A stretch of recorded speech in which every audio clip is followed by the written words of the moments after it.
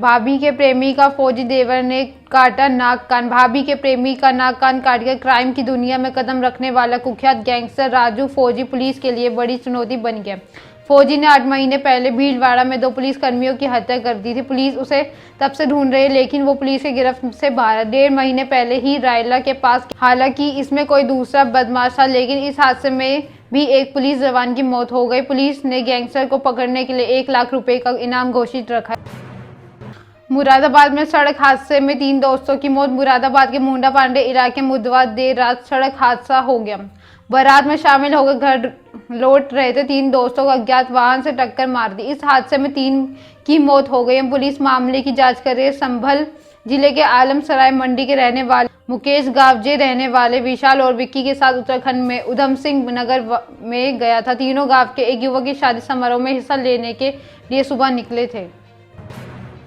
मेरठ में दहेज की भेंट चढ़ी हरियाणा की बेटी। हरियाणा के पलवल की 30 साल की बेटी मनीष मेरठ में दहेज की भेंट चढ़ गई। मेरठ में कंकड़खेड़ा इलाके की बुधवार रात ससुरालियों ने महिला को पीटकर मार दिया। उसके बाद पति ने कॉल करके अपने सालों से कहा कि मनीषा की मौत हो गई। हरियाणा के मायके पक्ष मेरठ पहुंचा पति सास व ससुर के खिलाफ कंकड़खेड़ा थाने में तहरीर दी। महिला के भाई ने पुलिस को बताया कि 1 दिन पहले ही ससुरालियों दहेज में 5 लाख रुपए के लिए बहन मनीषा को कमरे में बंद कर मारा था। फायरिंग में पूर्व विधायक के बेटे को लगी गोली। बरेली के सिरोली के बड़ा गांव निवासी आंवला विधानसभा से 5 बार विधायक रहे सब श्याम बिहारी सिंह के बेटे राम बिहारी सिंह गोली लगने से घायल हो गए। गोली उनके कंधे में लगी, जिसके बाद परिवार के लोगों ने उन्हें एक निजी अस्पताल में भर्ती कराया है। घटना बुधवार रात की है, जब वो भागवत कथा के बाद पंडाल में खड़े थे। उसी दौरान किसी ने पंडाल के पीछे से फायरिंग कर दी और गोली उनके कंधे में लग गई। परिजनों ने उन्हें आनंद फानन में अस्पताल में भर्ती कराया। उनकी हालत ठीक बताई जा रही है। 30 लाख की फिरौती में आईपीएस अपर्णा गुप्ता दोषी। संजीव अपहरण हत्याकांड में आईपीएस अपर्णा गुप्ता पर घर वालों की तरफ से लगाए गए आरोप सही निकले हैं। मामले की जांच कर रही है लखनऊ की एक वरिष्ठ आईपीएस अफसर की जांच रिपोर्ट में इन्हें दोषी पाया है। उन्होंने अपनी रिपोर्ट शासन को भेजकर आईपीएस पर कार्रवाई पुष्टि की है। शासन जल्द ही दोषी आईपीएस अपर्णा गुप्ता पर बड़ी कार्रवाई कर सकते। कानपुर बरा के चर्चित संजीव यादव अपहरण हत्याकांड में परिजनों ने आरोप ASP south IPS Aparna Gupta की लापरवाही से उनके बेटे की हत्या हुई है। इसमें आईपीएस अपर्णा गुप्ता को सस्पेंड करने के साथ ही जांच लखनऊ की आईजी स्तर के अफसर को दी गई है। आईजी ने मामले की जांच की तो 4 प्रमुख बिंदुओं पर लापरवाही सामने आई। इन प्रमुख बिंदुओं के साथ आईपीएस अफसर ने अपनी रिपोर्ट बनाकर शासन को भेज दी है। जौनपुर में 2 समुदायों में मारपीट। जौनपुर के मछलीशहर बाजार में 2 समुदायों के बीच हुए तनाव के बाद से स्थिति बिगड़ गई है।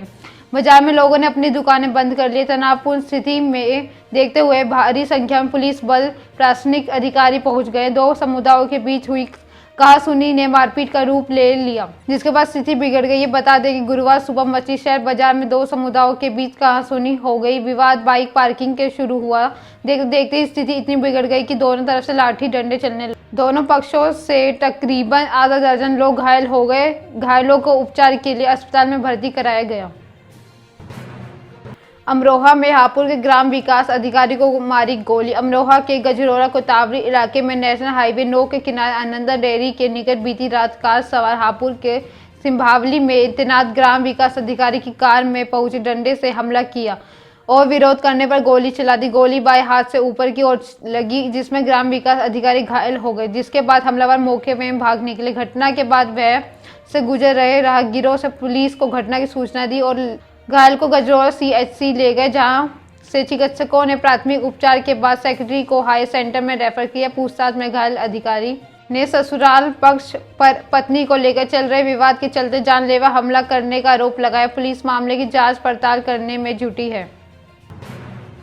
देवरिया में ऑनर किलिंग। देवरिया के बरहज थाना क्षेत्र के मोना गरवा निवासिनी ज्योति पत्नी ज्ञानचंद राजभर की धारदार हथियार में गोदकर हत्या कर दी गई। वहां घर की महिलाओं के साथ बुधवार की रात खेत की तरफ सोच खेलने गई थी, जहां गांव के कुछ लोगों ने उसे पर हमला कर दिया। सूचना पर मौके पहुंची पुलिस महिला के सीएचसी ले गई, जहां चिकित्सकों ने उसे मृत घोषित कर दिया। पुलिस ने शव को कब्जे में ले लिया है।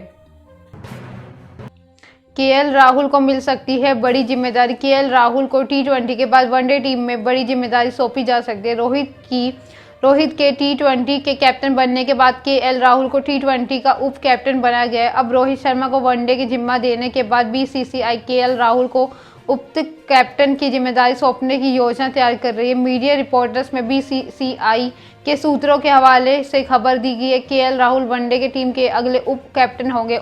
उन्होंने पिछले कुछ सालों में शानदार प्रदर्शन किया है। उनके पास 6-7 साल का समय है। वे टीम इंडिया के अगले कैप्टन हो सकते हैं। ऐसे में उन्हें विराट कोहली, रोहित शर्मा और कोच राहुल द्रविड़ की मौजूदगी में सीखने का मौका मिलेगा। ऐसे ईडी की रडार पर हुई जैकलिन फर्नांडिस। बॉलीवुड एक्ट्रेस जैकलिन फर्नांडिस 200 करोड़ की मनी लॉन्ड्रिंग केस में प्रवर्तन निदेशालय की रडार पर है।